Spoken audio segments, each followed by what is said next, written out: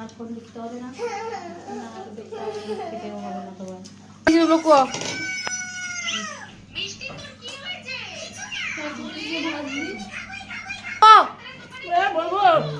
এই যে আমার শাশুড়ি মা এসে গেছেন আজকে।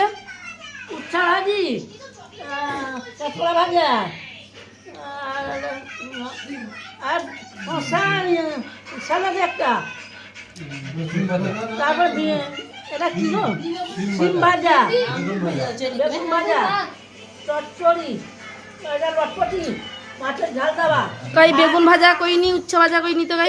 পইলে সুমন একটু ভাজি, উচ্ছা ভাজা বলেছি, দাদু ভাত, ভাজা বলেছি, চিংড়ি মাছ দিয়ে পালং শাকের ঘন্ট, হ্যাঁ চিংড়ি মাছ পালং শাক দিয়ে ঘন্ট। আমি তো বলেছি এটা লটপটি, এটা তো তরকারি, মাছের ঝাল না বলেনি। মাছের ঝাল দেওয়া বলেছি, আর বলে আর এই যে ঝোল, ঝোল, আর কি আসলে ইত্যাদি ইত্যাদি সব আসবে। আর এই যে আমাদের বাড়ির পুচকি মেয়ে এই যে খাচ্ছে এখন, তার মা বসছে। এই যে বাড়ির ছেলে খেতে বসছে আমাদের ঘরে, এই যে সুমন বাবু, এই যে শ্বশুর মশাই বসছেন। ভালো লাগে এবারে।